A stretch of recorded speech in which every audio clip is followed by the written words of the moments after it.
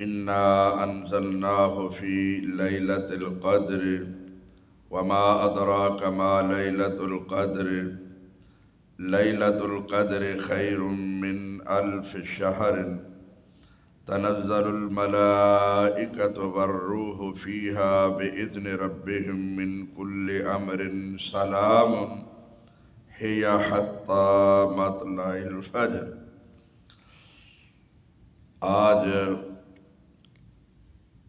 20 रमज़ानुल मुबारक 31 मार्च सन 2024 का दरस एतिकाफ़ और लैलतुल क़द्र के मौजू पर होगा। कुरान करीम के इस मुकाम में अल्लाह तबारक व तआला लैलतुल क़द्र की अज़मत, शान, फ़जीलत बयान फरमा रहे हैं और कुरान का मुकाम बयान फरमा रहे हैं कि बेशक हमने इस कुरान को लैलतुल क़द्र की रात में नाज़िल फरमाया। और आपको क्या मालूम है कि लैलतुल क़द्र क्या है? लैलतुल क़द्र 1000 महीने की इबादत से अफजल और आला है, बेहतर है। उसकी वजह ये बयान फरमाई गई है कि तनज़्ज़लुल मलाइकतु वर्रूहु फ़ीहा बिइज़्नि रब्बिहिम, कि अल्लाह के हुक्म और उसकी इजाज़त से फ़रिश्ते जिब्रील अमीन इसमें नाज़िल होते हैं। वो अमन व अमान की सूरत में लोगों के लिए दुआएं भी करते हैं। रात भी अमन वाली है और क़याम करने वाले भी अमन वाले होते हैं। वो सलामती की दुआएं करते रहते हैं यहाँ तक कि फजर तलू हो जाती है। कुरान करीम के इस मुकाम से लैलतुल क़द्र की अज़मत ये वाज़े हुई कि 1000 महीने की इबादत से बेहतर है। और एक ये वाज़े हुआ कि अल्लाह तबारक व तआला ने कुरान को लैलतुल क़द्र की रात में नाज़िल फरमाया है। दूसरे मुकाम में सूरत अद-दुखान में फरमाया कि हामीम वल किताबिल मुबीन, कसम है किताब मुबीन की। इन्ना अंज़लनाहु फ़ी लैलतिन मुबारकतिन, यकीनन हमने इस कुरान को लैला मुबारका में नाज़िल फरमाया। लैला मुबारका वो भी यही लैलतुल क़द्र है। वहाँ इस बात की तफसील बयान की गई है, फ़ीहा युफ़रक़ु कुल्लु अम्रिन हकीम। उस रात में हर हिकमत वाले काम के फ़ैसले किए जाते हैं। जो भी पूरे साल का मामला होना होता है वो फरिश्तों के सुपुर्द कर दिया जाता है। जिसको जितना रिज़्क़ मिलना है, जिसने पैदा होना है, जिसने फौत होना है, जो भी इस साल में होना होता है वो पूरे के पूरे का हिसाब, बजट ये फरिश्तों को बता दिया जाता है। तो तीसरे मुकाम में कुरान करीम सूरह बकरा आयत नंबर 185 में अल्लाह फरमाते हैं, शहर रमज़ान अल्लज़ी उन्ज़िला फ़ीहिल कुरान। रमज़ानुल मुबारक का महीना वो महीना है कि जिसमें अल्लाह तबारक व तआला का ये कुरान नाज़िल किया गया है। कुरान करीम के इन 3 मुकामात से ये वाज़े हो चुका है कि लैलतुल क़द्र, लैला मुबारका, ये वो रात है जिसकी तलाश में मोहम्मद रसूलुल्लाह सल्लल्लाहु अलैहि वसल्लम एतकाफ़ बैठा करते थे। बाद लोगों ने सूरह दुखान की یہی آیت پڑھ کر شب برات مراد لی ہے، یہ غلط ہے۔ شب فارسی کا لفظ ہے، عربی برات ہے، تو یہ دونوں زبانیں ملا کر ان لوگوں نے شب برات بنائی ہے۔ قرآن کے ان مقامات سے یہ واضح ہو رہا ہے کہ وہ رات رمضان میں ہے، 15 شعبان کو نہیں ہے۔ نبی کریم صلی اللہ علیہ وسلم اس رات کو تلاش کرنے کے لیے پہلے عشرے میں بھی اعتکاف کیا، پھر دوسرے عشرے میں اعتکاف کیا، تو اللہ تبارک و تعالیٰ نے فرمایا کہ یہ آخری عشرہ میں ہے، نہ پہلے میں ہے نہ دوسرے میں ہے۔ تو پھر نبی کریم صلی اللہ علیہ وسلم نے امت کو فرمایا تحرّو، اسے تلاش کرو فی العشر الاواخر، آخری عشرہ میں۔ تو اس سے پہلے نبی کریم صلی اللہ علیہ وسلم کو بھی علم نہ تھا کہ یہ لیلۃ القدر کون سی رات اور کس عشرہ میں ہے۔ قرآن کریم نے مطلقاً لیلۃ القدر کا ذکر کیا ہے، رات نہیں بتائی۔ اس سے معلوم ہوا کہ جب تک محمد رسول اللہ کی حدیث سے رہنمائی نہ لیں گے تب تک ہمیں یہ پتہ نہیں چلے گا کہ وہ رات کون سے عشرے میں ہے۔ قرآن نے تو صرف لیلۃ القدر کا یہ بیان فرمایا ہے کہ 1000 مہینے کی عبادت سے افضل ہے، یہ نہیں بتایا کہ کون سے عشرے میں ہے۔ یہ نبی کریم صلی اللہ علیہ وسلم نے بتایا ہے، اور اس سے یہ بھی سمجھ آ رہی ہے کہ اگر نبی کریم کو غیب ہوتا تو نبی کریم صلی اللہ علیہ وسلم پہلے اور دوسرے عشرے میں اعتکاف نہ کرتے، پھر جون سی رات ہوتی اسی رات اعتکاف کیا جاتا۔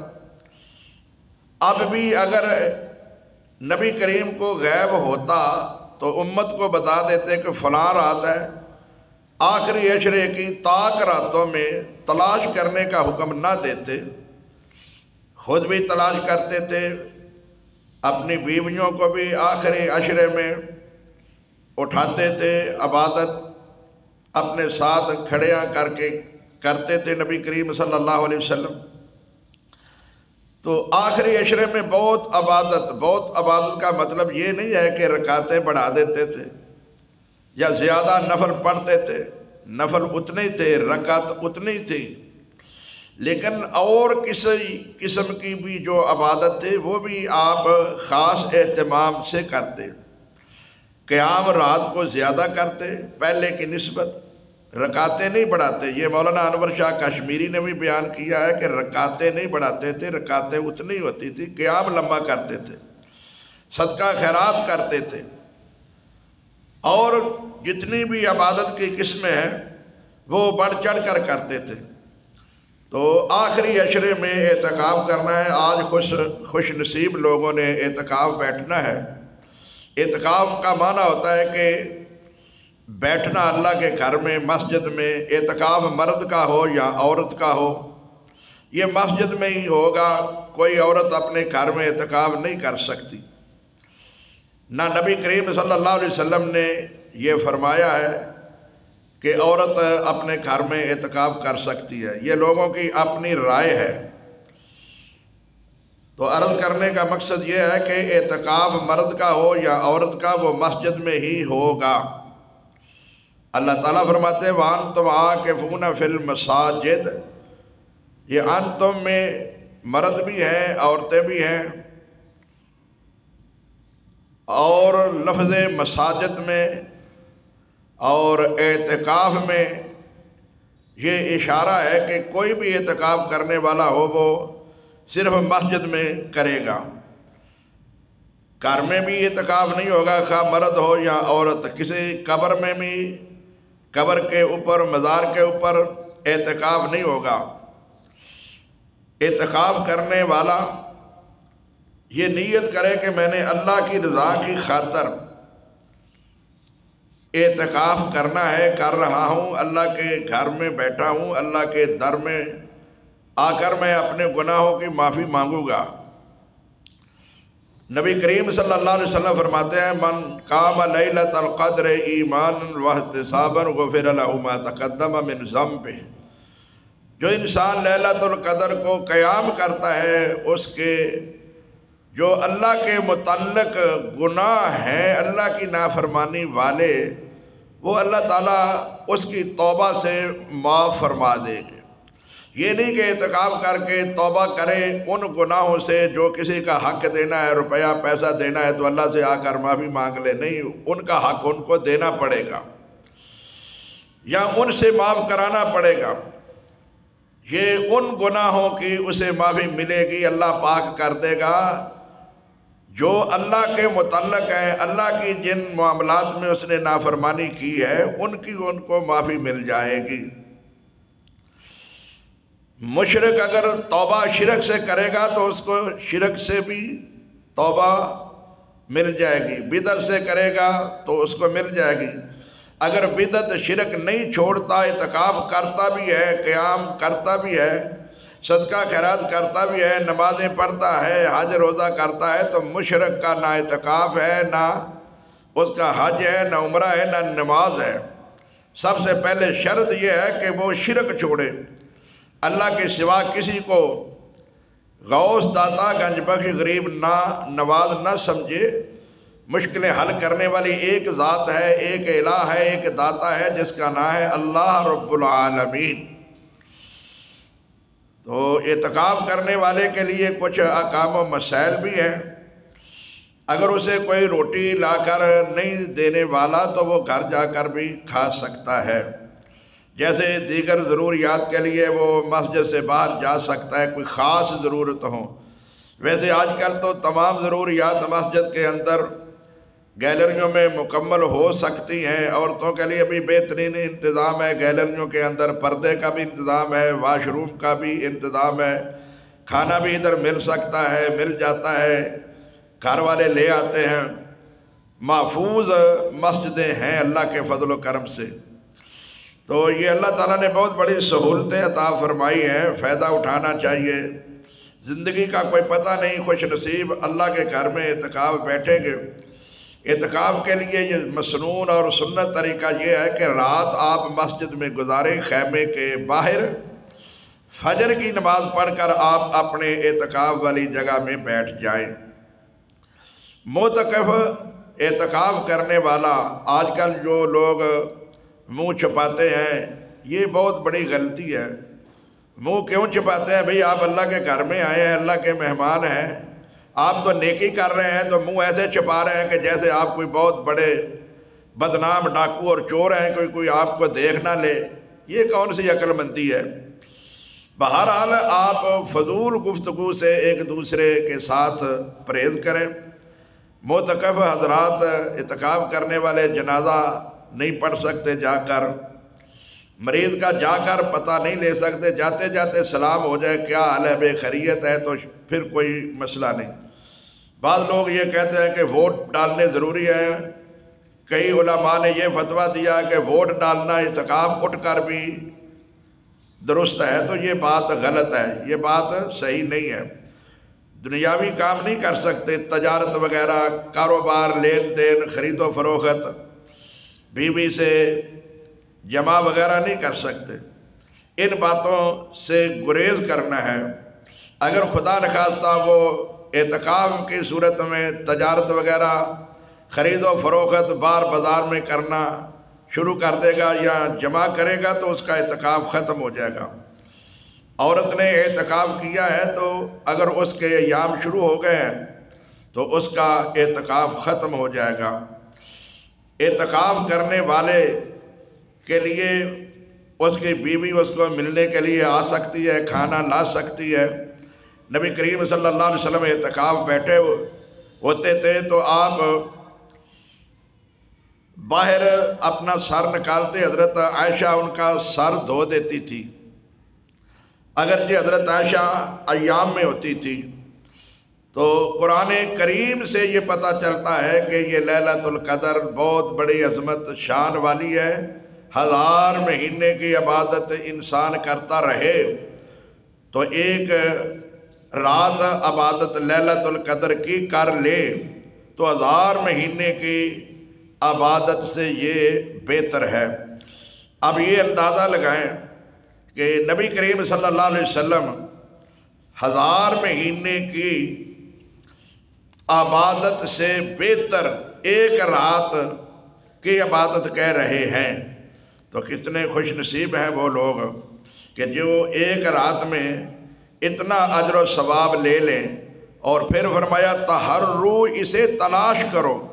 تو تلاش کرنے کا مطلب یہی ہے کہ ہم کوشش کریں، محنت کریں، قیام کریں، نوافل ادا کریں، لیکن یہ یاد رکھنا یہ جو لوگ 8 رکعت سے زیادہ پڑھنا شروع کر دیتے ہیں نا، یہ درست نہیں ہے۔ نبی کریم صلی اللہ علیہ وسلم کی بیوی سیدہ عائشہ رضی اللہ تعالیٰ عنہ فرماتی ہے ما کان یزید فی رمضان ولا فی غیرہ علی 11 رکعت۔ صحیح بخاری میں اللہ کے رسول صلی اللہ علیہ وسلم رمضان ہو یا غیر رمضان ہو 11 رکعت سے زیادہ نہیں کرتے تھے، رکعت اتنی ہی ہوتی تھی۔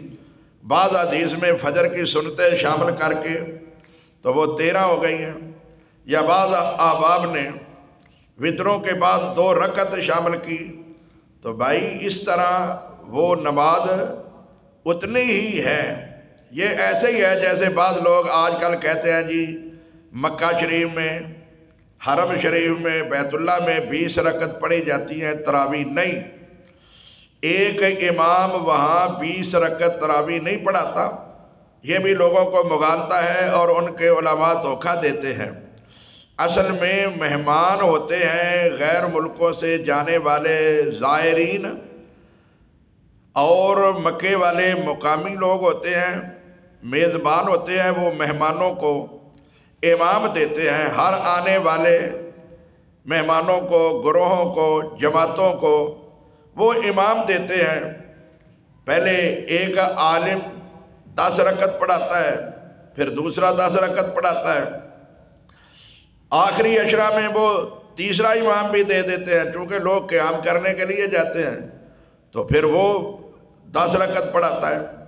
تو کیا کوئی آدمی یہ کہہ سکتا ہے کہ وہاں تو 30 رکعت نماز تراویح ادا کی جاتی ہے؟